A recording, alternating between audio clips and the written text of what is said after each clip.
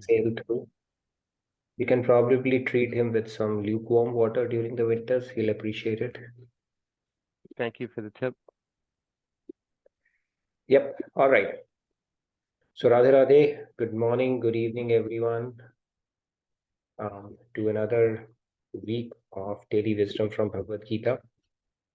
Hope you had a great weekend and excited to be back. I'm certainly very excited to be back, get back into the routine, our weekly routine. So let's get started. A very warm welcome to all of you once again. We'll get started like we always do by taking the blessings of God and Guru before we get into the discussion part of it. So I'm going to recite it and then you can do so at your place as well.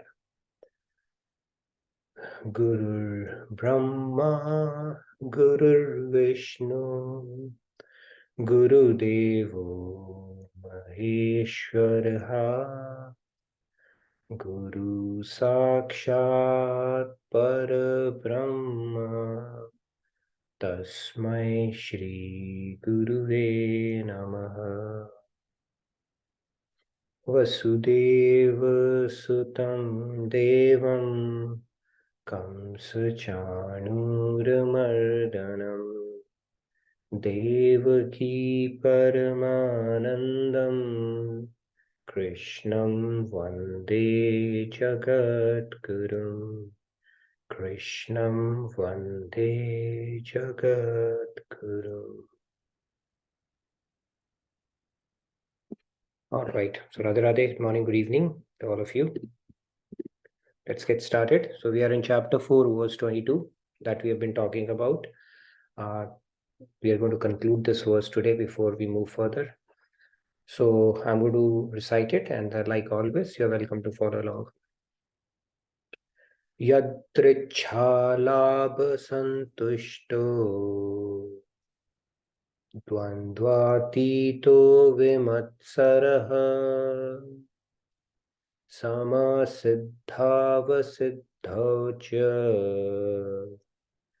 kritvapi na nibadhyate. All right. Radhe Radhe Shyamji, please go ahead. Shyamji, please go ahead. Yadrachalabha santushto dvandvatito vimatsaraha samasiddhavasiddhau cha kritvapi na nibhadyate. Very nice. Thank you, Shyamji. Rahulji, Radhe Radhe, please go ahead. Yes, Radhe Radhe. Yadra Ichalabha Santushto Dvandvatito Vimatsaraho Samaha Siddhava Siddhocha Nibhadyate. Thank you, Rahul. Let's take the remaining hands. Dineshji, Radhe Radhe, please go ahead. Radhe Radhe. Yadechalabha santushto dvandatito vimarsaraha samasiddhavasiddhau cha krutvapi na nibhadyate. Radhe Radhe. Radhe Radhe. Thank you, Dineshi. Radhe Radhe Samji, please go ahead. Radhe Radhe. Yadvikshalabha santushto vandatito vimatsaram samasiddhava siddhocha kritvapi na nibhadyate. Radhe Radhe. Radhe Radhe. Samji, thank you. Just to reiterate, you're all encouraged to keep your videos on, and for shloka recitation, we first prefer to have those who have videos on. So Lakshmi ji, Radhe Radhe, please go ahead. Yeah, Radhe Radhe everyone. Yadchalabha santushto dvandvatito vimatsaraha samasiddha vasiddhau cha kritvapi na nibhadyate. Radhe Radhe. Thank you. Nice. Thank you. Pragi ji, thank you for waiting. Radhe Radhe, please go. Yeah, thank you, Radhe Radhe. Radhe. Yadricha labha santushto dvandvatito vimatsaraha samha siddha vasiddhau cha kritva pina nibhadyate. Very nice. Thank Thank you, Ravi ji. Priya ji, Radhe Radhe. Bhagavate. Thank you, Radhe Radhe. Radhe Radhe. यदृच्छालाभसन्तुष्टो द्वन्द्वातीतो विमत्सरः समः सिद्धावसिद्धौ च कृत्वापि न निबध्यते. Wonderful. Very nice. Yes, last but not least, Sandhya, go ahead. यदृच्छालाभसन्तुष्टो द्वन्द्वातीतो विमत्सरः समः सिद्धावसिद्धौ च कृत्वापि न निबध्यते. Wonderful. Very nice. So let's get started. In this shloka, Lord Krishna is saying, content with whatever gain comes of its own accord and free from envy. They are beyond the dualities of life. Being equipoised in success and failure, they are not bound by their actions even while performing all kind of activities. So let's get started. See this word vimatsaraha. Let's pay attention to that. We'll get back to it. It's envy. Okay, and this envy, basically, it's a root cause for a lot of things here as well. Okay, so we'll get to this concept a little more, but let's get started during the course of our discussion. So let's get started. For today's soul soup, okay, came in automatically. If only, if you can. There's a beautiful poem from Rudyard Kipling, and it's one of Swamiji's favorite as well. And by the way, this is the most what you call a popular poem in English literature as well. So it's a long poem, but I picked up certain aspects of it, which is going to map to our discussion today as well. Okay, I found it pretty interesting. So it says that if you can keep your, okay, I'm not going to read all that. If you can wait and not be tired by waiting or being lied about, don't deal in lies, or being hated, don't give way to hating.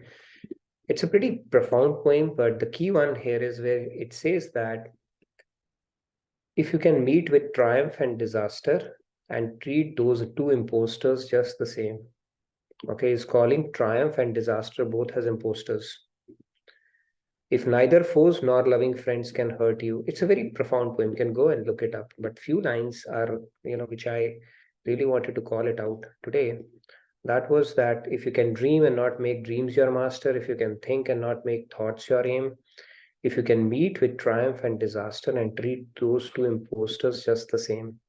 And what happens finally, he says, if you can fill the unforgiving minute with 60 seconds worth of distance, run, yours is the earth and everything that's in it, and which is more, you will be a man, my son. So basically, he's talking, if you look at it, it's kind of scratching the concept that Lord Krishna is talking about equanimity.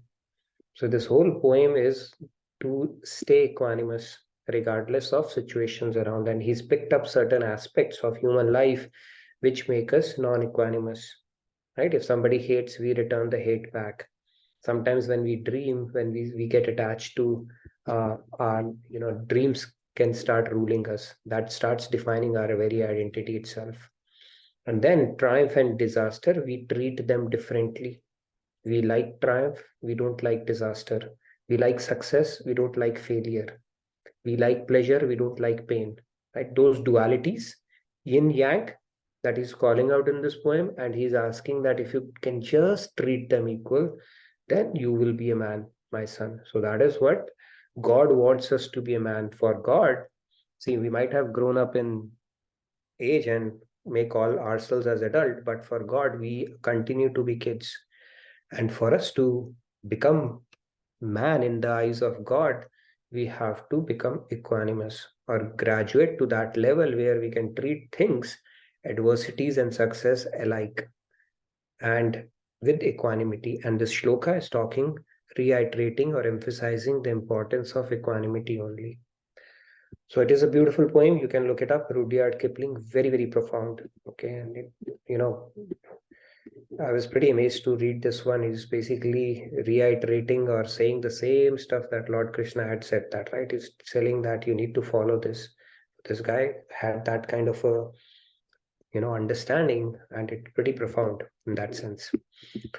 So let's get started with our verse discussion today. What are we discussing today? Day and night. We see day, we need night. Day comes. Do we mourn that the sun is setting down now? Or do we rejoice that the sun has come up? I mean, we know it's part of life. Day comes, night comes. Night goes, day comes. It's a cycle. That is how this creation is, right?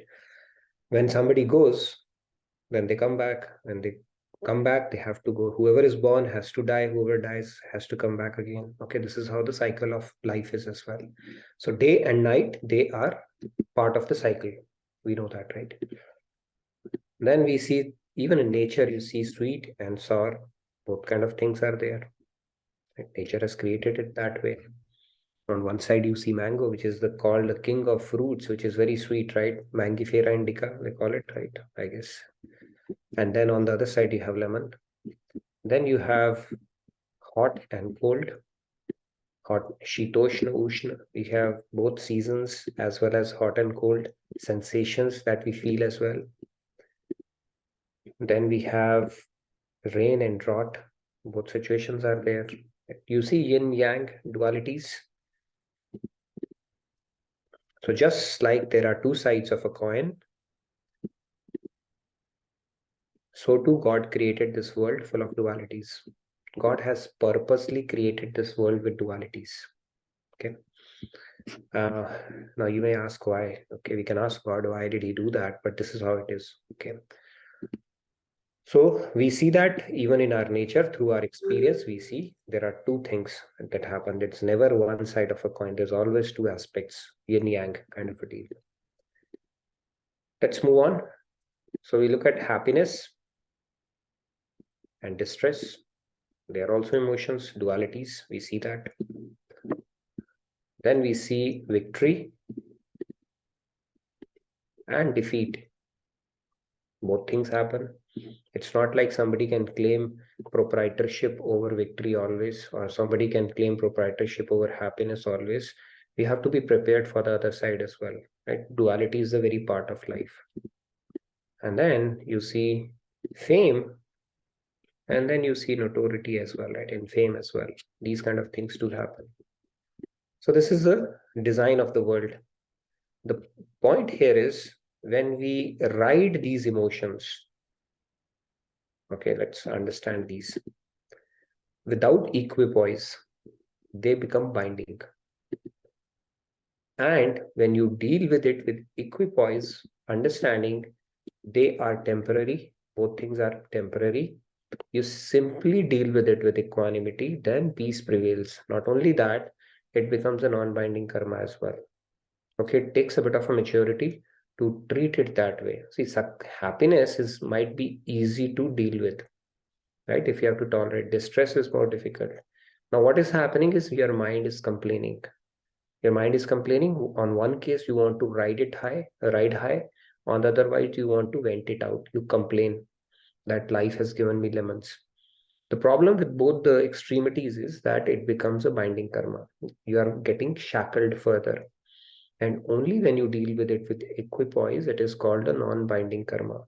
I think in chapter 2, Lord had said something similar in I think 2.7 or somewhere, where he said that Matra sparshastu kante shitoshna ushnada agama payuno nitya tanstitiksha swabharata. So basically he said that when the sense objects come in contact with these kind of perception, they basically these feelings are created, which are very fleeting. Fleeting means temporary in nature.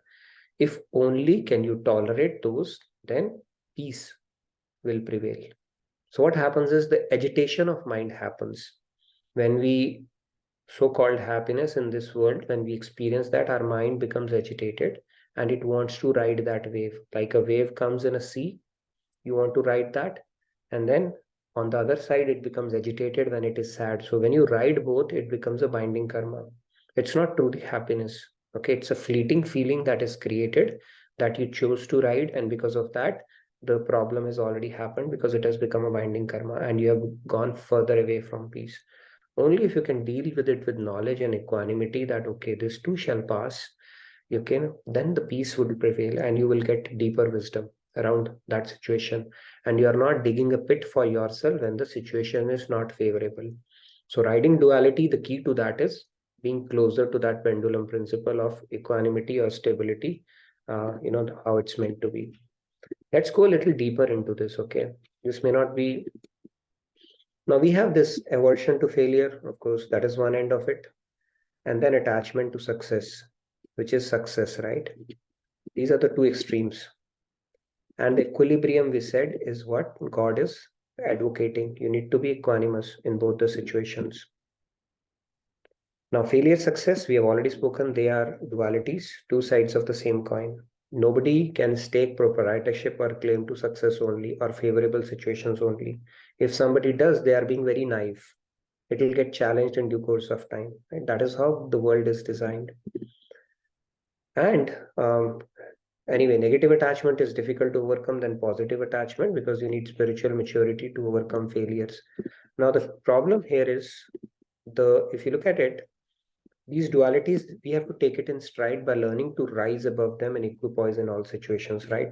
This, we can't reiterate it enough. Now, the thing is, if you look at it in both the extremes, it is bhog. When we have tasted success and we want to ride high, revel in that success, it's a bhog. It's a bhog. On the other side, when there is a failure, it's a forced bhog. That is, you still have to bhog the negative aspect of it. So the one is you are choosing, second is forced upon you. So in both cases, it is bhog, and bhog is a binding karma. And when we are closer to equanimity, that is called yoga. So if you go to 2.48, God is actually saying same thing. People who actually are neutral, or they are dealing with it with equanimity without getting disturbed or excited, excessively elated on either side, they are doing yoga. That is called yoga. And then that's where the wisdom dawns and you get closer to the peace, bliss that we are always seeking for. Right? That agitation of mind on either side is not truly happiness. Okay, now, and then anyway, that basically creates a negative potential for the going to the negative side as well when we ride one emotion. So on either side, it is bhog. Like I said, you're enjoying, and one side you are enjoying, and the other side you are forced to tolerate that. And if you tolerate that with pain, then anyway, you have already done a binding karma when you are complaining in your mind, why did this happen to me? Or, this should not have happened, or I wish this would have happened. And you are doing all that chintan. Nothing is changing in life, right? With that chintan, if something could change, then it was worth it. But that chintan is just like being in a rocking chair. You're going back and forth, back and forth, back and forth, but you are not really traveling any distance. So that chintan is actually leading to that, right? They say, Jnani bhukte gyante, Murak bhukte roye. So situations will come, but if you have wisdom, you will simply learn to tolerate them, understanding their impermanence and the transient nature on either side. Okay, that is the key to be understood. Okay, let's go a little deeper through an analogy here, right? So bhog, yog, I hope that's making sense, because on either side, if you are choosing to ride that emotion, either in success or in failure, you are doing a binding karma, and it is called a bhog. Only when you are aligning, to the center, which is choosing to be equanimous in that situation, then it is called a yoga, and that is very dear to Krishna.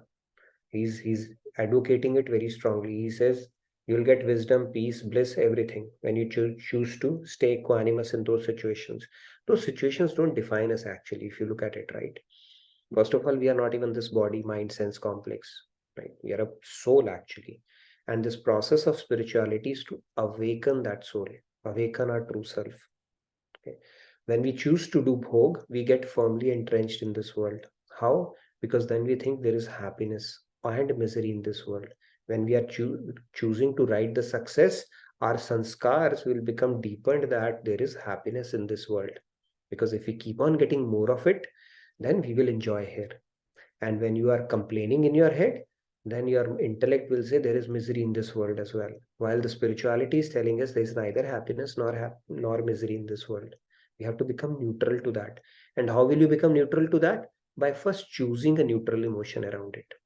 It's very logical, right? Lord Krishna is explaining there is neither happiness nor distress in this world. Yes, Sandhya, you had a question? There's a question in the chat from Manjuji. Why it is difficult to get away from hankering to negative situations. In contrast, we forget attachment to good things very easily. True, negative emotion is difficult to overcome. Once you have developed that bitterness or negative emotion, it is difficult to overcome than positive attachment. Okay, that is how we have a negativity. Our mind has a negativity bias. Okay, it has a negativity bias, and there is a reason why it has a negativity bias. See, now let me get into a little bit of what you call that biology and science here. Recording in progress. What happened? Give me a sec. Yeah. So the reason we have a negativity bias, give me a sec, something is not right, is because the way we are wired as humans is that, like, let's say a fish in a sea, when the big fish attacks it, then the small fish only has one chance to save itself, right? Otherwise, the big fish will devour it. So it has to be sensitive to the danger. Same thing happens with predators and the food cycle that gets established in the jungle as well, right? So one chance it is wrong and it is gone. So that senses are developed very strong. And something similar is developed in us as well, and humans as well. I think amygdala, flight or fight response kind of a deal, where we want to protect ourselves against the adversities or things that could challenge us or could be risky for us. However, because we are given intellect as well, we take it a little too far. Okay, we cook up situations in our mind, and then when something bad happens with us in life, we become bitter as well. We take it a little too far there, and when we become bitter, it is even more difficult for us to get around it. Okay, we suffer after that, and we hope it's like drinking the poison and hoping the other people will die. It doesn't work that way. And hatred, bitterness is a sentiment that it destroys the jar in which it is held more than anything else, right? Because you are holding it. When you are holding it, you are going to suffer. And it is more difficult to overcome than positive attachment. With positive attachment, you can slowly neutralize it, let go it. But bitterness, it requires a lot of spiritual maturity to overcome that, as well as failures. So we got to be very careful about what stash we are building in our mind, especially around bitterness or resentment towards anybody. Yes, Himanshu? Yeah, Radhe Radhe Radhe. everyone. Radhe. I just wanted to add this point, a negativity bias from Swamiji's book, Art and Science of Happiness, where he's explaining this in a very great detail if anyone wants to read it. Just by giving this example that even when we were a fish, for example, and then we evolved and now we are human beings. So if, as you said, that if the same fish is looking for food and it is also looking for predators, so if the fish is focusing only towards food, it might just get killed, right? But that's why it doesn't focus on that, because it can find the food later. So it tries to focus on the predators, which is something negative. So we have been like that from infinite births. So obviously, any negative situation will register more quickly and it will be there for a longer period of time. If we understand this as a science also, then also we can obviously through our intellect apply this to our mind, and then we can clear this. True. In the other species, yeah, it's actually the genetic coding that we are endowed with. It is needed for the very survival as well, right? But as humans, we take it a little too far as well when we cook up fears and worries in our mind. even though the situation might not even have happened. But here we're talking about the bitterness aspect of it, right? Negative attachment to somebody, dvesh, is difficult to overcome than rag. That is essentially the message is, and people with their experience would know that, right? When you hate somebody, you know, it can be a never-ending exercise. Unless you have spiritual maturity, you will basically, you can mess up your mind, and your people mess up their lives as well. Okay, they get into depression, and they make the only motive is to hurt the person, and that is the only motive in their life. It can get really bitter and nasty. Unless you have spiritual maturity, and unless you have built that resilience, you cannot overcome it. You need a lot of knowledge, contemplation, and of course, grace of God to overcome that. That is how it goes. Yes, Rahul? Yes, Radhe Rahulji. Radhe Radhe. So with that bitterness, we are doing the bhakti of that person, yeah, instead of Shri Krishna. True. Because we are contemplating on that. That is what Maharaj says, Rag and Dvesh both are very dangerous. Rag and Dvesh both are very dangerous. Basically, you will end up basically following that person to whichever species that person goes, right? So if you are supposed to go to maybe heaven, or maybe Golok, or maybe as a human, and that person becomes a donkey, then you'll be forced to become a donkey along with that person, right? That is how bad bitterness. And of course, sanskars has perceived, that is the immediate effect.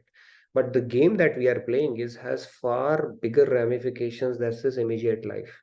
See, this is why it has to be dealt with very seriously, because the sanskars that we are building, we only have to fight with it. So the mind that we make, whether it is a fertile mind or a mind which is suitable for weeds or junk, we have to deal with this mind. This mind is not going to get reset like we reset a computer, hard drive is erased and nothing. Those sanskars you only have to deal with. You will repeat with that mind. So if you have not worked out in this life, it will torment you next life. If you have not worked it in next life, it will torment you in the following life. Same mind you will repeat with. So that is why there is a big incentive for us to work on our minds and make it as our friend as much as possible, because our mind only torments us. We are our biggest enemies, right? Our mind can be our biggest enemy if not tended to properly. People get into depression, they become insane, and power of contemplation is such that by looking at an apple, Newton could come up with the law of gravity. Power of contemplation. And by thinking on a particular thought, depressing thought, a person commits a suicide. That is power of contemplation. So if it is not properly channelized, that chintan can lead us to chitta, right? It can happen like that. And a good chintan is a productive chintan, is something where you do chintan like Newton in that case, or do chintan like Buddha, where he looked at a misery of a man and he said, how do I break this matrix? If we get worried looking at the things around, then rather than worrying about the things, we should say, okay, let me hit the root cause of it and get over it. That is smart chintan. So the power of chintan is very strong. We need to channelize it properly. Yes, Sandhya? So Manjuji is asking a question in continuation with the previous question about negativity bias. So is it right to stop communicating with people who hurt again and again after forgetting and forgiving them many times in close relationships? Yeah, I mean, end of the day, see, we have to forgive the person, but do not forget the lesson. That is the whole thing, right? And you have to protect your own self as well.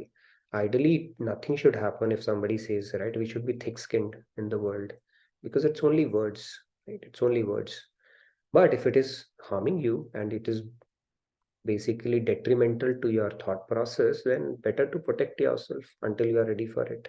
Why to let somebody rent your mind for free, which is not helping you? And there's a beautiful story from Buddha. There was a guy who comes and say, I want to become your disciple. So I'm telling you an ideal state, okay? If we have to reach that ideal state, we have to take some baby steps towards it at least. So this guy goes to Buddha and say, I want to become your disciple.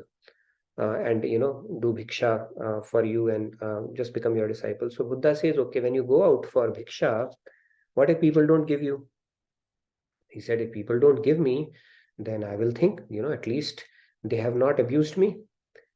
And then he said, what if they abuse you? He said, then I will think that they have at least not hit me. And they say, what if they hit you? He said, then I will think, they have at least not killed me. They said, what if they have killed you? What if they kill you? They said, oh, if they kill me, then I'll think, okay, what can be more, what can be more fortunate than dying for your Guru's seva, right? Doing seva for your Gurus. He said, yeah, now you're ready for it. So point here being, there's always something. You have to increase your resilience around things around you. Not that you are ready to get beaten up, but the point here is that it's only words. We need to increase our tolerance around things, and if possible, not deal with people who are negative, who are not bringing any value to your life, right? Forgive them, but don't forget the lesson. Our life is too precious to be spent over these things, right? Because if you're thinking about them, then when will you think about God or your Ishtadev? So that means it is an opportunity cost, like they say in management, opportunity cost, where you do something but you're losing something far more superior, and that opportunity cost is very high. Because why? You're wasting time thinking about that person or trying to sort that person out, or then you're losing precious time that you could have spent thinking about your Ishtadev, God, or working on your spiritual journey. And that time lost, Yamraj is not going to give us any credit for that, right? That's a wasted time. Yeah, Sandhya. Abhaji is asking, what if this impacts your job when you are doing everything possible and right? Oh, what if it impacts your job? If If it is your bread and butter for survival. Yeah, see, yeah, you get laid off, right? It can happen in life too.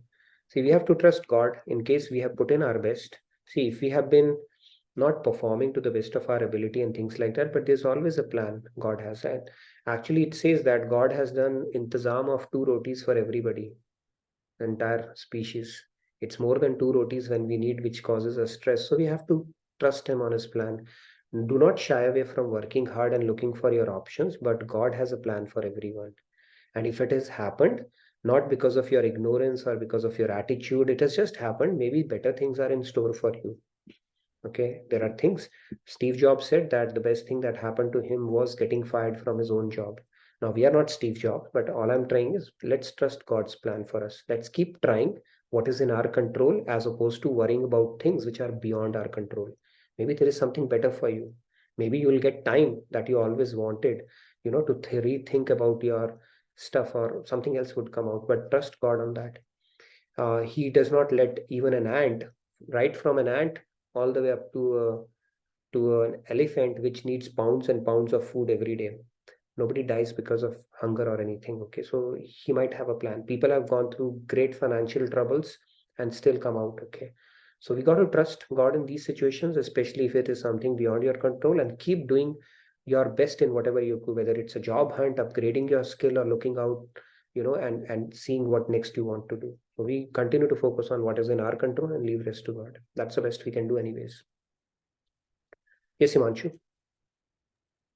Yes, Himanshu ji.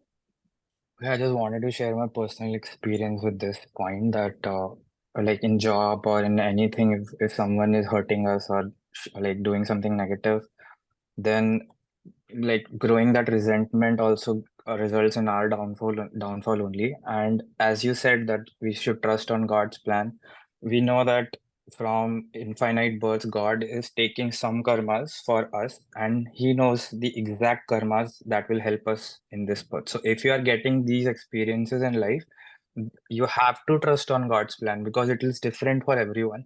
So if you are getting such challenges, that means God wants you to bear those challenges and then grow. As Swamiji says that growth is only in pain. Discomfort will give us that level that we can't even like think of. So I think this point that you said, Nitinji, I have experienced this, that like, God's plan, we have to trust on God's plan.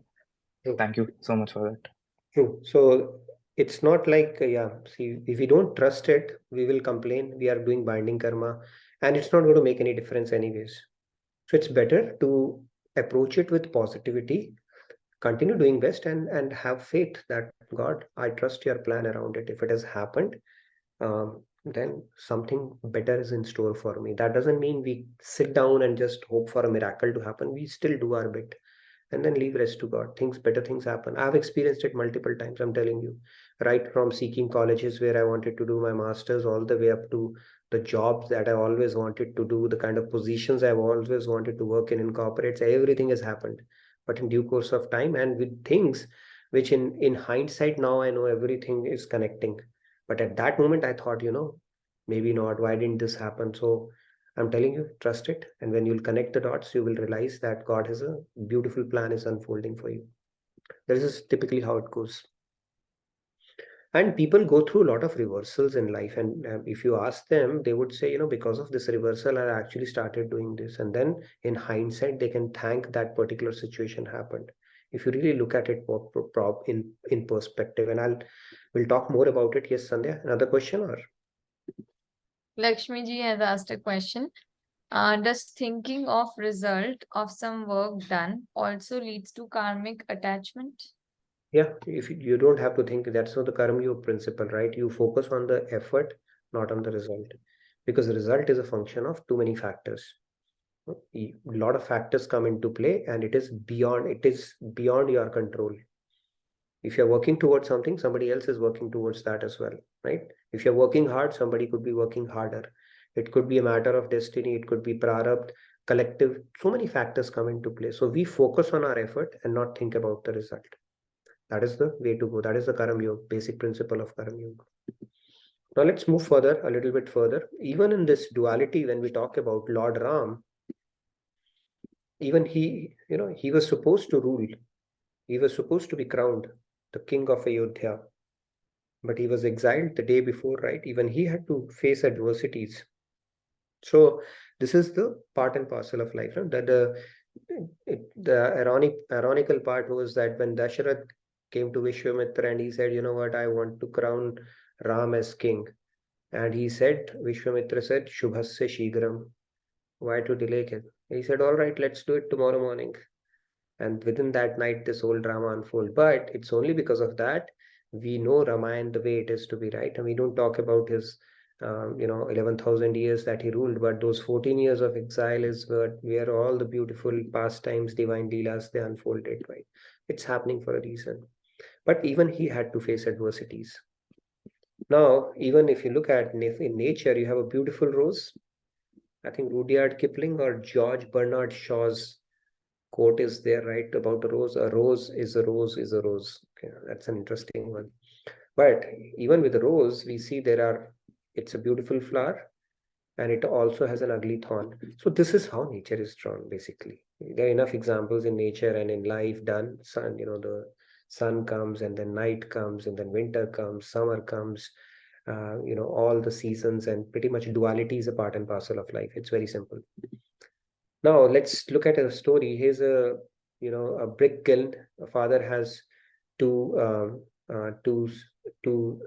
sons, and then one of them is a brick maker, and he's praying, please, it should not rain, because if it rains, the brick kiln will not be able to do that. The bricks will not be robust, when they come out of that kiln. So they require a dry weather.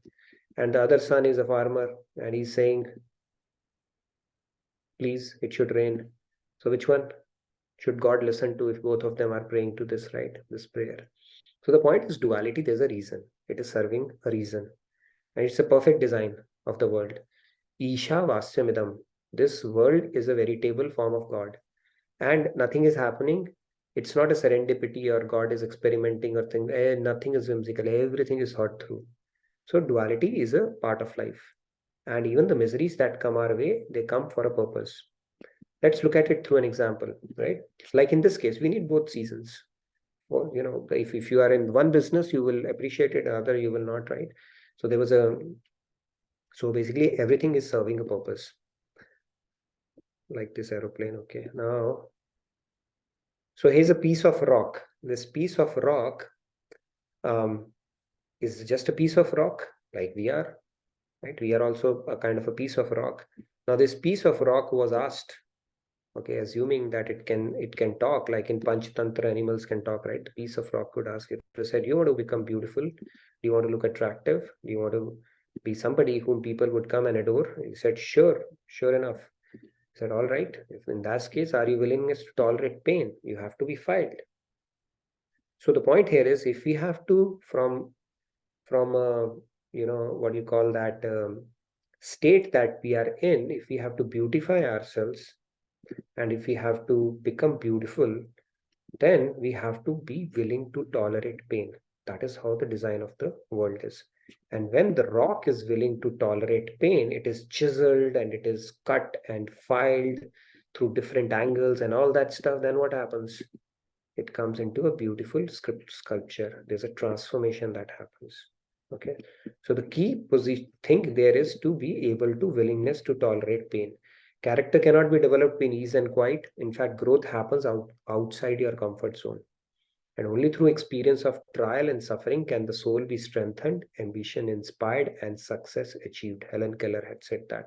By the way, it's a beautiful quote came. So this is how it works basically. So this, if we are a piece of rock, okay, maybe as an analogy, then this whole universe, this creation of God, is working like sandpaper on us to file us, to beautify us, to make us better. And only when we come through those trials and tribulations, we'll become better version of ourselves. When we take it in perspective. If we keep on complaining, become resentful, bitterness, there cannot be any more downfall or degrading thing we can do for our soul. But when we look at it in perspective, we say, bring it on, game on.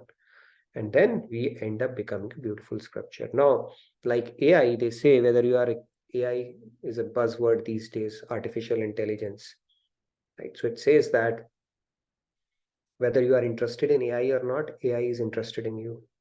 Okay, that is how AI works. Basically, it collects data and snooping agents everywhere. Hey Alexa and everything, they are just snooping you, collecting data on you. Similarly, whether you are interested in God or not, God is interested in you. Okay, he's not lost hope on you, and he'll continue to work on you, because he knows one day you will become beautiful sculpture and get your true inheritance in form of God realization. So he will continue to be interested in you. He's not giving up on you so easily. So let's have faith in God's plan, right? Even from an ant all the way up to the elephant are taken care of by God, right? Once Lakshmi, she wanted to test. She said, Narayan, you are always sleeping. Okay, what kind of a job description do you have? And I have to press your feet here on Anant Shesh and Kshir Sagar, you're sleeping.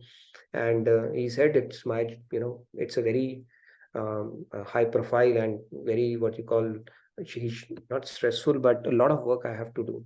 Okay, I just close my eye and I have to take care of the entire world. He said, oh, really? So let me test him out. So he said, I have to take care of, every living creature. And so that is how basically important my job is. So Lakshmi said, okay, let me test him out. So what she did was that she took an ant and put a lid on it. Okay, let me close this ant and see how Narayan takes care of him. And after a few days, he wanted to check out on the ant what happened, because he didn't have any food or anything. She opened the lid, and you know what? From Lakshmi's forehead, one grain of chawal, rice, had fallen into that, and ant was able to subsist on it. So that is how God takes care of it. Even in your home, it's not like an ant is gone out for an evening walk and then it came across a cashew. God inspires them, go check it out. That's where you go to get your food. Elephants, they need pounds and pounds of food, and they are so there are two things related to elephants. One, they have a big ego. Okay, never mess up with an elephant. So if you have hurt an elephant baby, its mother can come back and hit you even after 50 years. Elephant's memory. And second, big tall ego, and secondly, it doesn't forget the path. So for 365 days, it will have 365 different destinations where it's going to get the food, because people figure it out, right? Once it goes, so they will have protective fences and all that stuff, so it goes to different places. How is God inspiring them? It's given it the ability to feed itself. So God is taking care of everybody. Even for humans, it is said that do waqt ki roti ka intizam is basically for 2 times food, right? Even in Hindu tradition, they say do waqt ki roti. Actually, we are supposed to eat 2 times only. We eat 4, 5, 6, 7, 8 times. I don't know, but God has made arrangements for everybody. Unless we have said, I'm not going to work, God has made arrangement for everybody. But it's more than 2 roti that results in our greed and all the parigraha, that accumulation that we end up doing. But the point is, all the people, basically for each human being, there's a custom made course God has designed for us to become beautiful, and part of that is to be able to tolerate pain. So there will be miseries that will come our way as part of the dualities. There will be tribulation, tests. A devotee's attitude is, that's fine, bring it on. I know you have given me the test and you'll take care of it as well. You'll give me the ability also to pass that test. If you have that attitude, you'll progress really quickly. But if you don't have that attitude, then you'll keep complaining and all that stuff. It will bring a downfall. So that is the way to look at all the miseries aspect of it. In fact, there's a beautiful story as well about that caterpillar who goes on to become a butterfly. It was only through that struggle that all the fluid, grows into wings, and then it is able to soar high. But if you cut the cocoon thinking it is struggling, then it will never be able to grow wings, and it will fall flat on its belly and never to rise again. Okay, so this is how my life, then the happy moment will come. There's the road. This is typically our life is. Okay, if you look at the picture, and then my life again. Okay, this is how life is meant to be. Okay, if there is anybody who says my life is a bed of roses, okay, I would love to hear from you. Never. It's never meant to be like that, right? God has not sent us to become his son-in-law. He sent us to become better human beings, so that one day we can become like him, and he's not lost hope on us right now. So what happens in Tihar jail in winters is people do petty crimes. Why? Because at least you'll get food and shelter and some warm kumbals there, right, inside. So they'll do petty crimes just so that they can get inside. So similarly, this world, but God doesn't do that way, right? So he's created this for conditioned souls, this whole world, where he's going to continue to, trouble us through his energy called Maya, who's a jailer, and until we figure out a way out of it. Okay, so he doesn't lose hope on us. But when you make your inner growth as your topmost priority in life, then failure become learnings. This is the key thing. If inner growth is your priority in life, one thing, my priority in life is inner growth. If you put it in your wall, then no situation you can complain. Actually, every situation is an opportunity to learn, evolve, and rise. It's very simple. You cannot say, because of this situation, my inner growth has taken a beating. It can never happen. You always have a choice. So when that is a priority, then life is all a fun game, basically, at that point. Okay, with that, I'll take a quick pause. Any questions around what we have spoken about? So failure is success in progress, basically. Or there is no failure, there is either success or learning. However you want to rephrase it. Any questions on what we have spoken about today? And this opportunity, by the way, in Bhagavatam, let me do that. Prahlad Maharaj Ji has said this opportunity is available only to human body, through human body. You don't get it through when you are in Swarg, you are in Nark, or in any other species. So this whole opportunity of how to deal with failures, how to look at situations is available only to human beings, which is who we are. So the key message is not to fritter it away. Utilize every opportunity for your upliftment so that we become better versions of ourselves with every passing day, every passing week, and every passing year. So that is the whole idea. And trials and tribulations are part of life. Duality is a part of life. We cannot say that I can only have good things, and that road in between you see, you will never have that kind of a road for the rest of your life. You'll always have to deal with the one before and one after. Okay, any questions? I know we have spoken a lot of stuff has been covered today. By the way, Vimatsar is called Vimatsar. Maybe we'll talk a little bit about tomorrow, envy. This whole envy started from God itself, right? I think we had a participant who is no longer showing up these days. Why should God have all fun? We are also somebody. So it all envy started with, from God, that we want to be the enjoyer. And that has continued. That conditioned state has continued. Right? Why should God only have fun? Because he's at the Param Purush position. We are inserting ourselves and want to be the enjoyer ourselves. And that envy has carried on. It not started, but we look at that as well. People look at that as well. Envy God, why should he only have all the fun? And then we have that envy, that feeling of comparison, even with people around us. It could be our relatives, friends, peers, even brothers, sisters. If they do better, then there's something that you start feeling. That envy thing has to be tackled. And it is a defect of our mind. And God in this shloka is saying people who are free from envy. So, one of the reasons of subscribing to that equanimity state is that you will get freeing up from all these emotions as well, and you start becoming neutral towards things because you will stay focused on your goal and you are in peace with yourself, which is agnostic of situations, people, and comparisons around. Yes, Pratyusha, any question? Yeah, Radhe Radhe Pratyusha ji. Hello, hi sir. Hello everyone. Basically, my question is, some people generally get a lot of good experiences in life, and some people will not. Um, so yoga, it depends upon. Coming to that yoga aspect, which is the equanimity aspect. Even if the experiences is generally towards the happy side, we have to practice coming to that equanimity where we have to um, be neutral. True. When you say some people have happy, some do not, see, it's a mixed bag for everyone. You may think that a person is happy because of maybe looking at them or hearing about them or seeing their Facebook pics or Instagram posts, right? You go to those people and they will also say, I'm not so happy, but I know somebody who's happy. Then you go to that person, you'll say, I'm also, kind of, but I know somebody who's happy. So the point is, the way the life is designed is it's a mixed bag for everyone. It's a mixed bag. Nobody can, because the purpose of creation is not to make your living completely a bed of roses so that you don't learn your lessons. In fact, when your situation is tough, that's when you learn. That gives you a lot of depth. But equanimity is on both sides.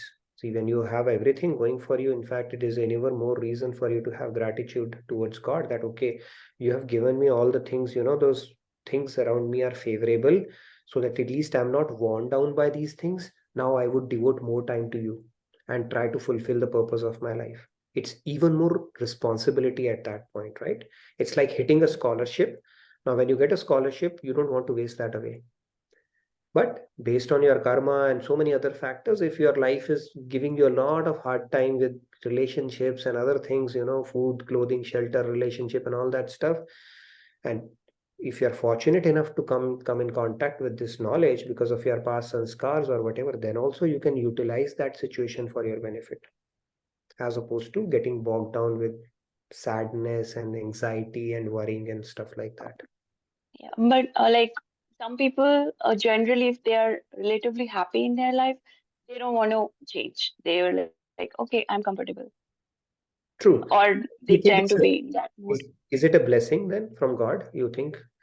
Now, a I person don't think who's so. happy and comfortable in life, who has no incentive to think about God or to invest spiritually, is that person lucky, or somebody who has gotten a reversal in life, but now because of that he started thinking about God or becoming spiritual? Which one is a bigger gainer? You tell me that. The latter one.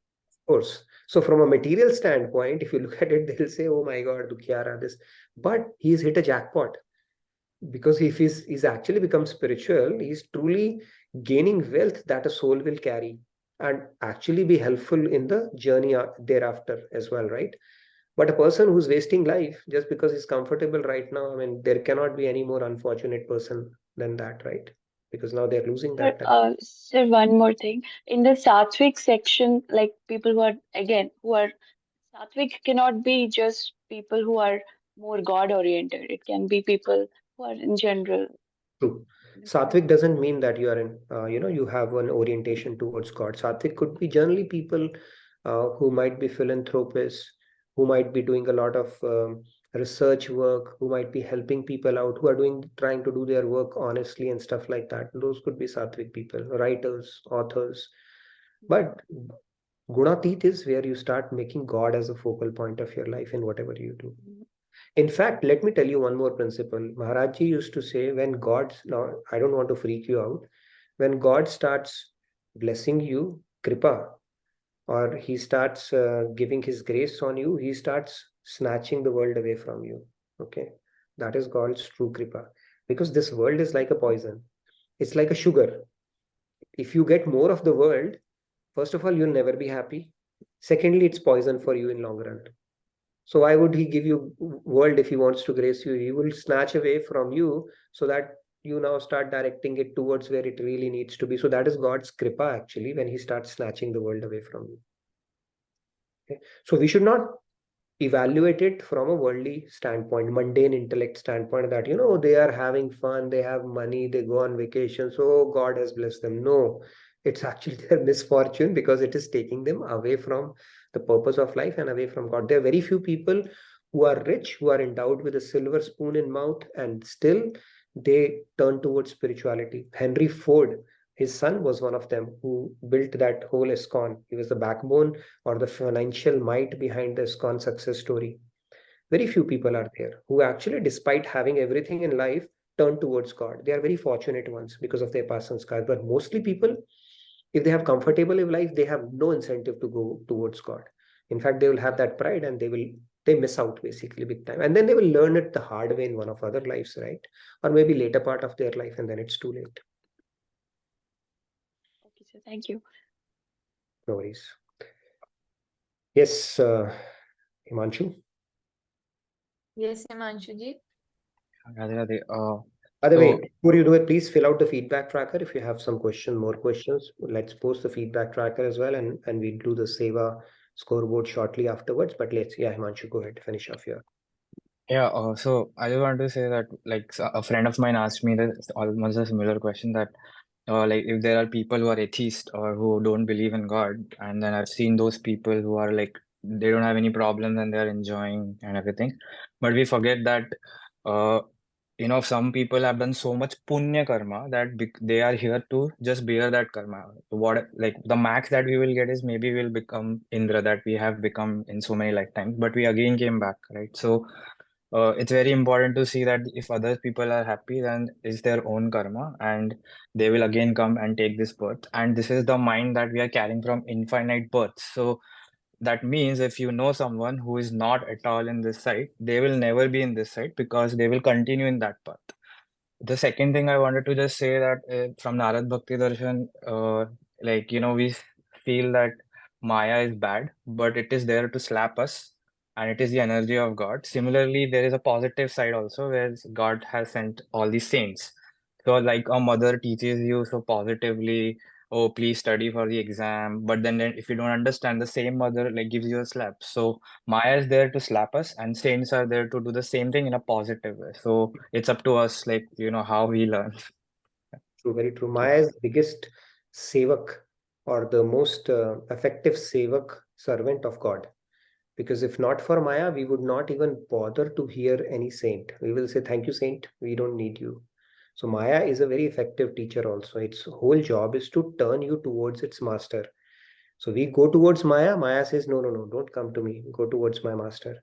And by the way, the happiness concept that you were talking about, Pratyusha, our scriptures tell us that you can extract oil out of sand, right? You can probably pass a camel through an eye of a needle. That those kind of impossible things may be possible, but extracting happiness from this world, impossible. Nobody can claim to be happy. Okay, nobody can actually extract, because there's no happiness in this world. So that is just a thing that people portray, but if you look at inside them, they are suffering. A lot of people are suffering, and they have their own baggage, right? Even the most successful people, if you look at the stories of them, they also have to pop in a sleeping pill just to go to sleep. So nobody actually can get that satiation, happiness, bliss, peace that we are seeking, unless you connect yourself to God. It's a very simple principle.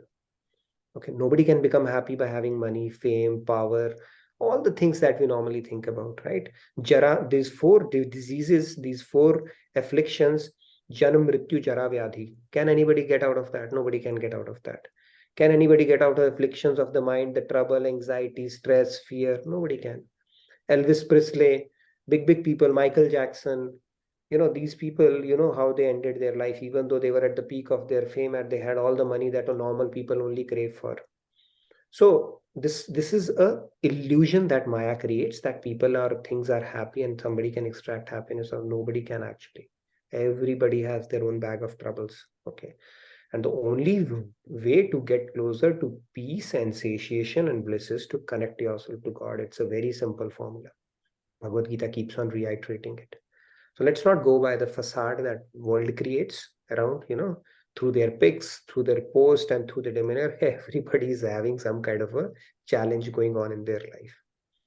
right? God gave a offer one time that, okay, come with all your problems and I'm going to solve it for you. And then everybody starts carrying their bag of troubles, and God meets them at a temple and he said, okay, hang your bag of troubles, with one nail each that he had put in there. Take a good look at everybody else's trouble and your trouble as well. I'm going to switch off the light and then switch it on, and then you can swap your bags. So people, when they had a chance, nobody could take a chance of picking up somebody else's trouble. They said, okay, at least I know my trouble. I have a knee pain and this problem, a job is gone and this. What if the other person has, Ebola virus, H1N1 and COVID, or extreme case of COVID? Who knows what kind of a trouble they have? So everybody have their misery bags. Nobody is going to willing to share it with anybody. I'm telling you, this is how the world is designed. The only thing is we can look at it in perspective and sail through it, as opposed to getting bogged down by it. It's a part of the design of this creation. Yes, Sandhya. Yeah, like first of all, I was just trying to add this point only what you just said. It is also our attitude, right? With our attitude, we can actually make it a bed of roses. Understanding that God is doing everything for the welfare of souls. He is just our welfare fisher. So whatever is happening around us is for our growth. So True. with that attitude, we can. Very true. And then there are two comments. I'll tell you the attitude thing. One story I want to tell you really quickly. So there was a girl who was traveling in an aeroplane and it hits a rough weather. It hits a rough weather and people start panicking. Okay, people start panicking around, and then it was, the plane was becoming turbulent as well. And there was a little girl who was playing a video game nonchalantly. So somebody asked, "You're not worried? The plane and we have hit a rock." She said, "No." He said, "Why?" He said, "The pilot is my father." So that much faith she has, right? So similarly, our navigator is God. Have faith. Have faith, and it's a journey of faith. Yes, Sandhya, go ahead. Yeah. Awesome.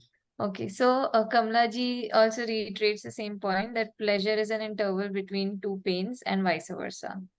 Who She said that? read it. Kamla? Very nicely said. I would use this line somewhere. Okay. Thank you. Right. So we can, if we can remember this in every moment of pleasure or pain, it becomes easier to be equanimous. That's her humble opinion. And Prabhat Bhaiya says it's more like when you know an individual more closely, you understand that everybody has happiness and sadness. And it's just the perspective of an individual which appears as a differentiator. And he also adds this, Maya is very close to Kana. That's why he has given very important role to her. तेरी माया का नहीं है कोई पार की लीला तेरी तू ही जाने. So that line is there. That's it. Very true. That's true. Thank you for bringing in that. Yes, Maya is serving God to the best possible way. Because if there was no Maya, if there was no reversals, if this Maya mother wouldn't have slapped us, then we would have no incentive whatsoever to read scriptures or listen to saints. He said, "Thank you. We are very happy in our life and don't even bother," kind of a deal. So Maya is actually facilitating that process for all of us by torment, and it will continue to torment. It's like that jailer. We are in the prison's house, and the jailer will keep troubling all the inmates until they know that this is not the place they need to be in, right? They need to get out of it. So this is how And it's meant. something that I heard from Maharajji was like, this is a Pagal Khana and we are all Pagal. And saints are like those doctors who come to rectify our Pagalpan. So we need to kind of listen to them and understand who we truly are and get over this madness. So He said it's a mad, yeah. And in one of his lectures, he said this is a madhouse. Okay. People who are spiritual, the worldly people will say they are mad. Right? And people who are spiritual, they will think that worldly people are mad. Right? And then they say even the person who has created both of them is also mad. Okay. So it's a very interesting lecture if you get a chance to listen to it. But yeah, somebody is mad for God, somebody is mad without God. Right? Today I got an invite from our friend, one of our schoolmates. Of course, I can't name him. I hope he's not on the session here. To come for Ganapati Puja, right? By the way, it's Ganapati festival is starting, so I'll talk a little bit about the Ganesh Tattva itself tomorrow. It's a huge festival. So we will talk a little bit about that as well. Ganesh ji, he's a wisdom and prosperity, and basically it's invoking Ganesha is considered very auspicious. In fact, Ganesh Tattva is an eternal Tattva, like Shiv Tattva, Krishna Tattva. He's also an eternal Tattva, and even Shiv and Parvati had worshipped Ganesha in their marriage. Now you would say he was his son. They are all in the Leela Jagat. So they had worshipped Ganesh Tattva as well. So anyway, it's a Ganesha, invite for Ganesha. Some puja is there.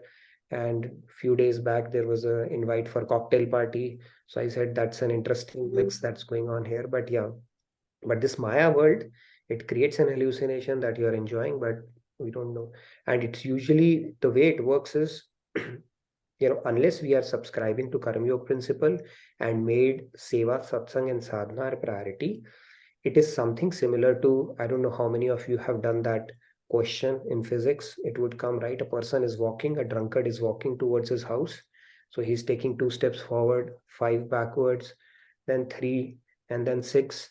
How long it will take for him to reach? So if there are so many activities we end up doing in our ignorance or otherwise, where we're taking backward steps as well. And one of those things are riding these emotions, complaining in our head, becoming upset, or complaining, or venting. All that stuff basically takes our journey back. So we got to be really careful about protecting our sadhana as well along the way. Yes, Sandhya, you wanted to add something? Yeah, that's all. So now Seva announcement and announcements otherwise. Yeah, by the way, save announcements, let's do, and then let's ask our team captains what is the plan for our presentations, remaining presentations. Go ahead and let's share the Seva tracker. And if you have any more questions we could not discuss, please put it in the feedback tracker. It's a very interesting topic, very practical topic, right? What we should be doing in our day-to-day situations. Put it in the feedback tracker. We can certainly discuss that. Okay. So this is for the last week, the scores for all the 4 Seva teams. And this time, Vinamra team is actually leading. So cheers to Vinamra team. And I think, and what I realized is like, this is the only team from which maximum number of participants have filled in their scores. Like from other teams, it's hardly 1 or 2 people. But from Vinamra team, I see 8 people or so, which is commendable. That's nice. Very nice. Yeah, and I think, we can see Mani. I mean, and looks like everybody is active. Sairam ji, Manisha ji, Prabhat Bhaiya, Swati ji, Urvi.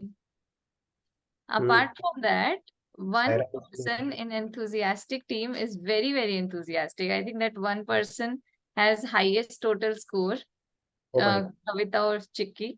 And she herself is like given this 2nd rank to the team for the last week, Yes. I hope you have added your Leela scores here as well. The act that I think she has added her Leela score, but the rest of the team members are yet to. You could have talked if everybody had put in their Leela scores. That's right, yeah.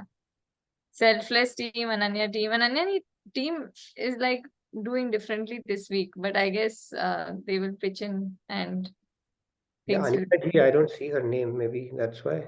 Just Sri Ramya ji has filled. That's what I think people.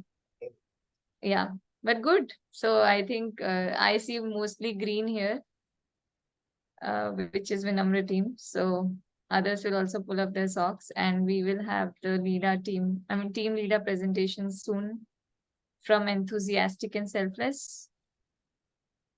Yeah, Shyamji. Shyamji, you want to announce the date? Shyamji had also filled the tracker. I saw his name. Yeah, I do off and on. Thank you so much. Yeah, can we do on Wednesday or Thursday, if it's okay with you? Sure, why not? Indian, no, our India is Wednesday. So India. So then Wednesday is hard stop.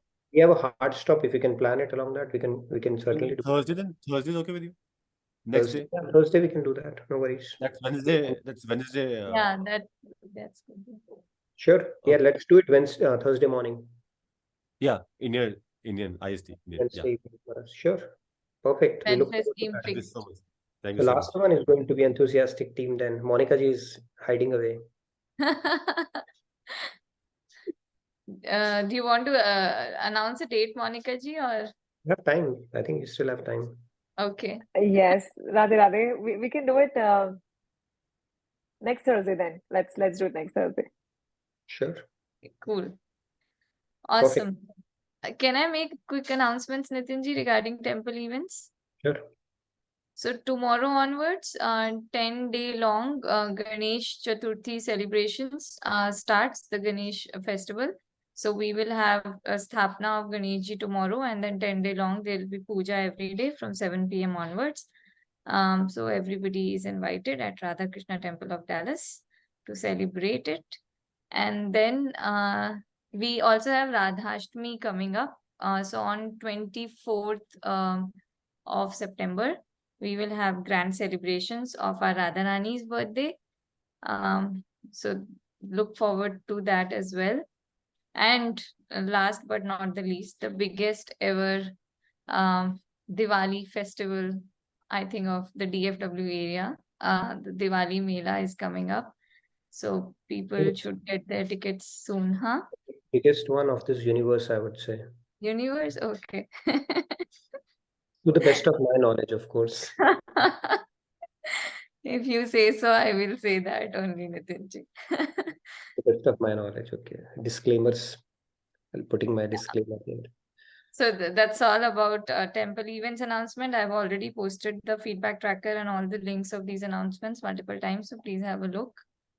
Yeah, this is all. We can, I guess, move Please, into the... yeah, help us spread the word around for the Diwali festival and other things.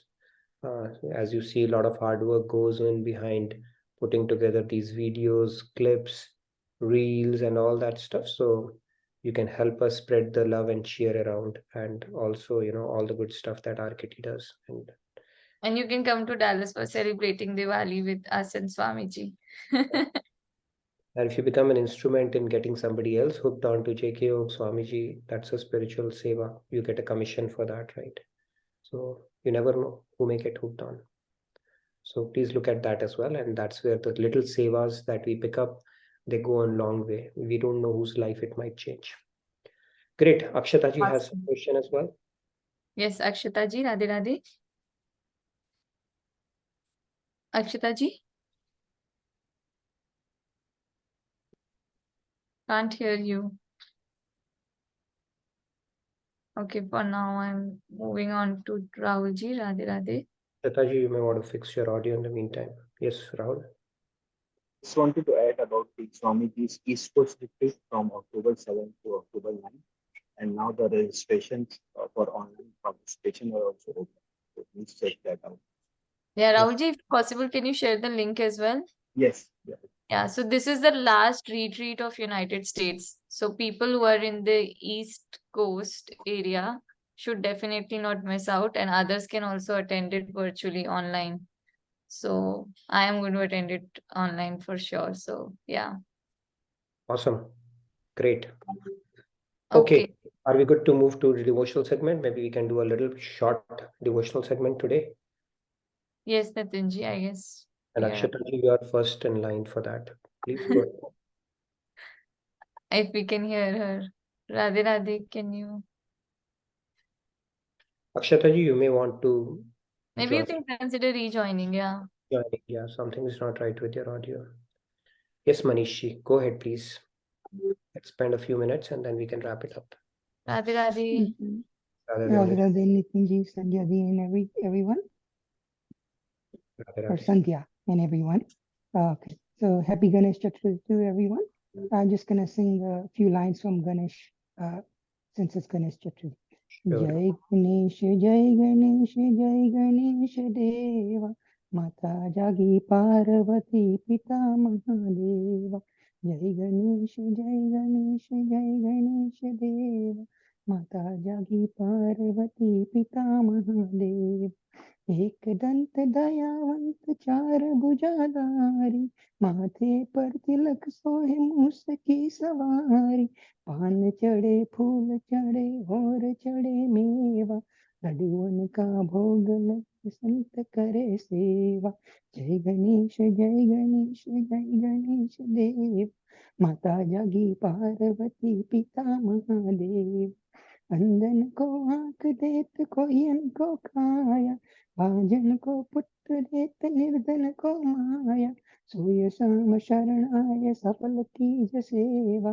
Hari जय गणेश जय गणेश जय गणेश देवा। माता जागी पार्वती पिता Mahadeva. Thank you. Happy Ganesh Chaturthi. Radhe Radhe. Thank you, Manish ji. Happy Ganesh Chaturthi, and thank you for reciting that beautiful Ganesh Aarti as we start the celebrations this week. Thank you very much for that. Akshata ji, is your audio fixed now? We have unmuted you. Yes. Can you hear me now? Yes. Yes. Okay, thanks. Radhe Radhe, everyone. Basically, I have a question here. Actually, we know whatever happens, whatever the hard time we experience it for the good only. Still, at this, when we are facing that hard times, we trust many people. I don't know how we need to be strong enough.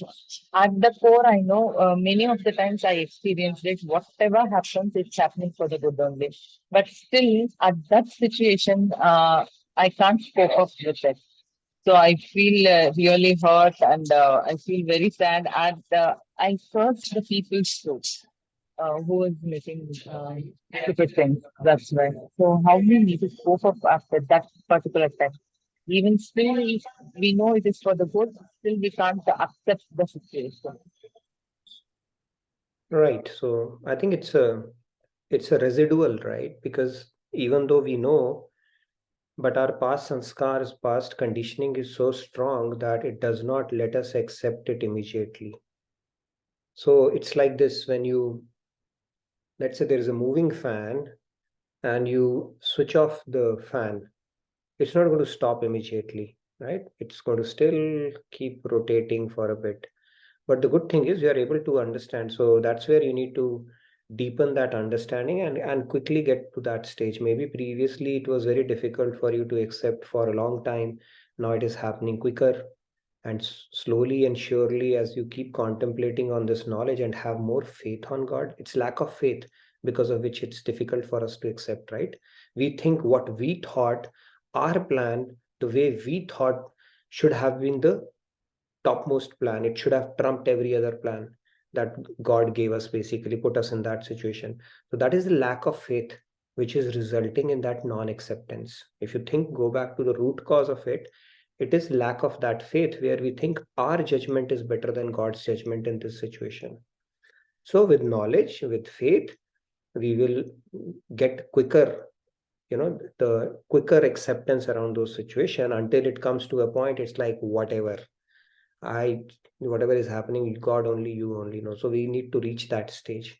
But our past conditioning, past sanskars, because of those plays there, right? That is why it doesn't happen immediately. We still have that what do you call that hangover, and struggle with accepting it for a while and keep reasoning with our mind and until we accept it. So that's a bit of a journey there.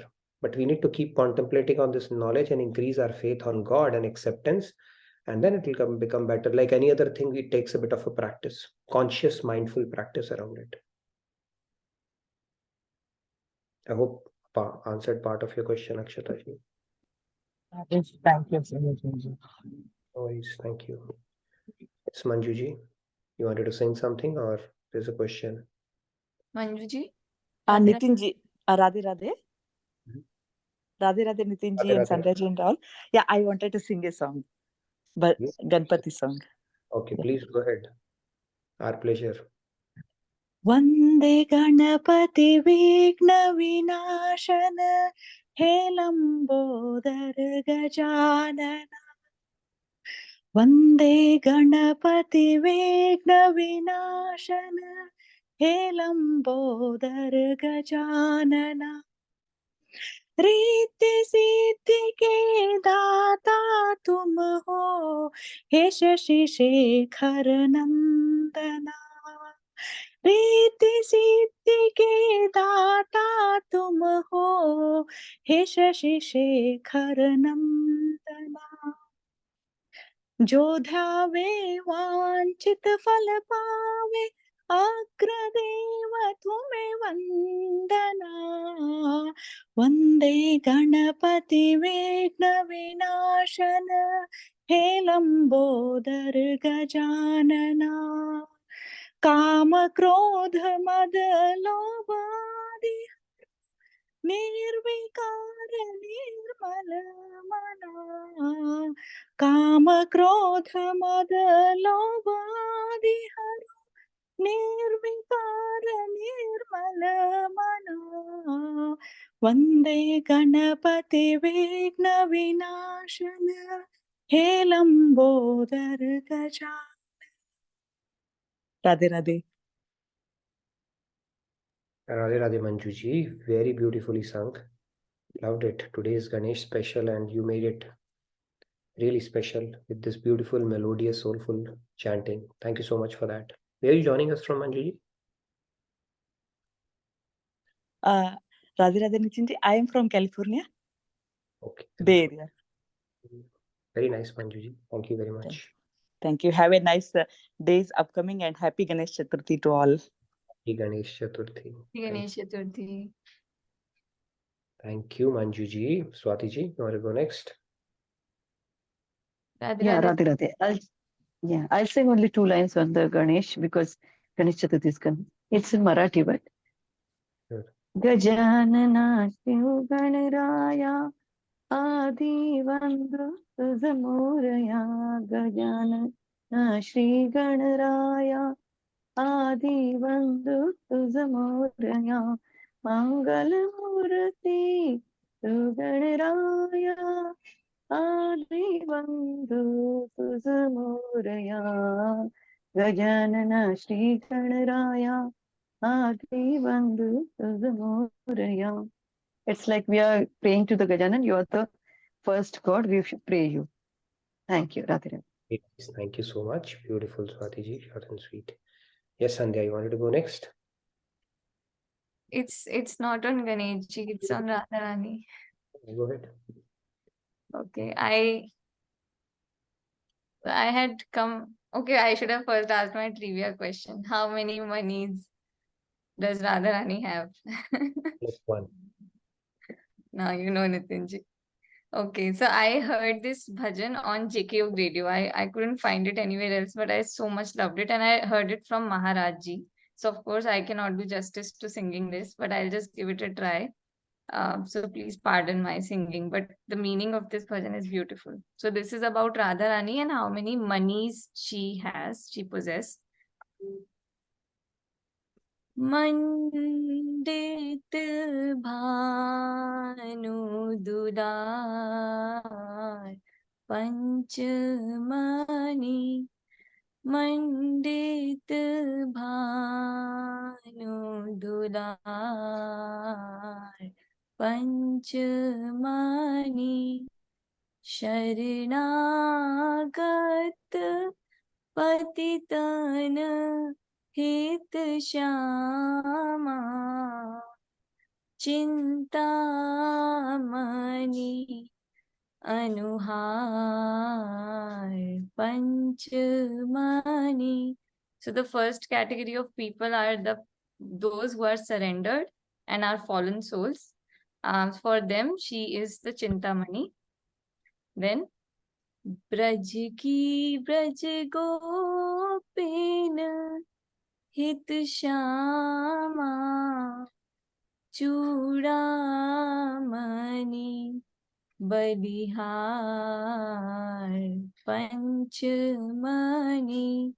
And for the gopis of Braj, she is the Chudamani. Shri Vrishabhanu Kirti Hit Shama Kulmani Tanu Sakar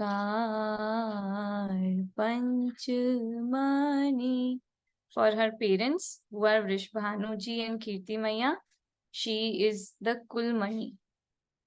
Shyam विरह ज्वाला हित श्यामा देह शांति मणिधार Panchmani. And our beloved Sham, he actually burns in the Vira fire of separation from Radharani, from Shama. And for him, she is the Dehe Shanti Mani. Keli Kunj Bhushan Mani Shama Manju Nikunj Majhar Panchmani. And I think Nikunj Ras is one of the very topmost Ras, and for that she is the Bhushan Mani. And then the extra money that Kripaluji has added by himself is this. Kaha Kripalu Mama Samput Mani Mahavirahu Sukumar Panchmani. So yeah, this is it. I mean, there is much better explanation. I couldn't find it online, so I just had this to share. Thank you, Sandhya, for bringing 5+1 monies in our session. So we'll do some more, what do you call, research on this and get that. But yeah, thank you for bringing it. I had heard it long back, but it was a good refresher. So beautiful. Thank you so much for that. Who's next? I see two more hands. Rupa ji, you wanted to go next? Rupa Kalpana ji? Yes. Yeah. Radhe Radhe, everyone. Yeah.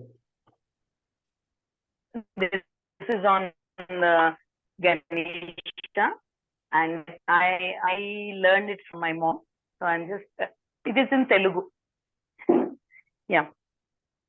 ఒక్క పంటి పొట్టివాడా నీకు నేను వందనలు చేసెనురా ఒక్క పంటి పొట్టివాడా నీకు నేను వందనలు చేసేదనురా ముక్కు బారేడైన పక్క పైకి నిక్కా చేసి కుడుమూలని ముక్కు బారేడైన పైకి నిక్కా చేసి కుడుమూలని ముక్క పొట్టి పగుల పాము నొక్కదాన్ని చుట్టినట్టు ముక్క పొట్ట పగుల పాము నొక్కదాన్ని చుట్టునట్టి ఒక్క పంటి పొట్టివాడ నీకు నేను వందనము చేసేదనురా చిన్న కాళ్ళ పిన్నవాడ శృంగార శూర్పకర్ణ చరణగాలివాడ చిన్న కాళ్ళ పిన్నవాడ శృంగార శూర్పకర్ణ చరణగాలివాడ చెన్ను మీద ఎలుకనెక్కి జగమూలన్నీ చుట్టబెట్టి చెన్ను మీద ఎలకానికి జగములన్నీ చుట్టబెట్టి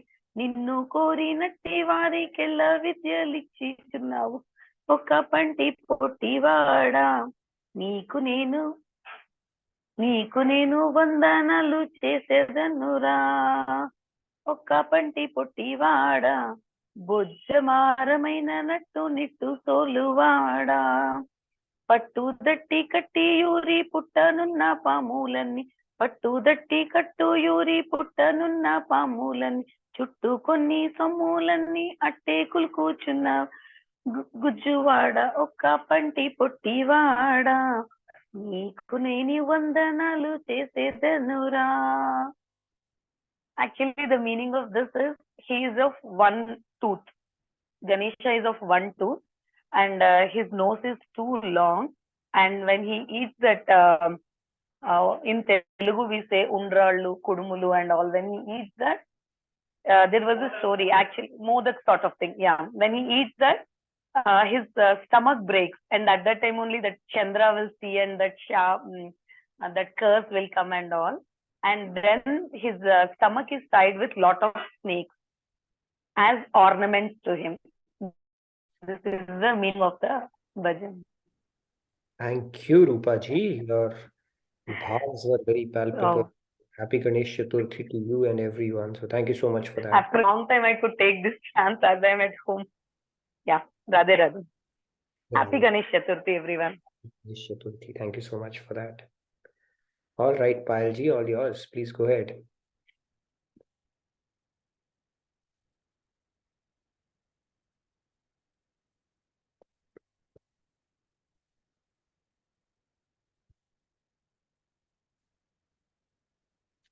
Yeah, now you're audio. Okay, can you hear me now? Yes. Okay, okay, thank you. Radhe Radhe. So this is with regard to the topic that we discussed today, that why to get distressed and perturbed in difficult situations, right? So I'm reminded with these 2 lines from Kabira, so I'll just recite those lines. कबीरा चिंता क्यों करे, चिंता से क्या होय। कबीरा चिंता क्यों करे, चिंता से क्या होय। मेरी चिंता हरि करे, मुझे चिंता क्यों होय। कबीरा मुझे चिंता क्यों होए। Thank you so much, Radhe Radhe. Very nice. Thank you very much for that. Reminds me of very nice, beautiful, loved it. I was just thinking, what am I going to, should I recite it? Another thing that I Yes, got. we look forward to your recitation, Nitinji, always, always. Yeah, You so know, we would love to hear something from you as well. there was a share that came to my mind. I'd heard it like दुखियारे को ना दुखाओ, दुखिया देगा रोए, पर दुखिया के मुखिया को जब पता चले तो तेरी गति क्या होए. So don't trouble anybody. Anyways, let me sing a short bhajan now. Swati ji has put Hamaro Dhan Radha Radha, so let me sing that only a little bit.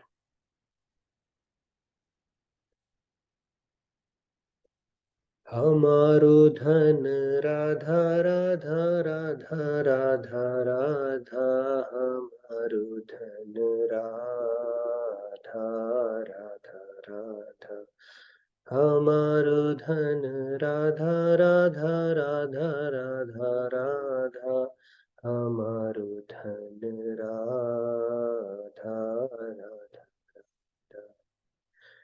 Hare Ram, Ram Ram, Hare Hare, Hare Krishna, Krishna Krishna, Hare Hare. Hare Ram, Ram Ram, Hare Hare, Hare Krishna, Krishna Krishna, Hare Hare. All right, just a couple of lines, that's all. Good. So we had a good session today again. So tomorrow we'll continue on this topic. Thank you everybody for your enthusiastic participation and all the beautiful melodious chanting, bhajan singing as well. We'll continue on this topic and stay blessed. Have a wonderful rest of your evening and great rest of your day. We'll talk again. We'll continue on our beautiful journey on Bhagavad Gita. See, we are close to 3 years now and we are on chapter 4, okay? But we'll slowly and surely get there, okay? We'll all grow old or young together, so stay tuned. Thanks, everyone. Good night, good day. Thank you so much, Nitinji, for these blissful sessions. Thank you, everybody, for being part of it. See you all tomorrow. Radhe Radhe. Radhe Radhe. Thank you.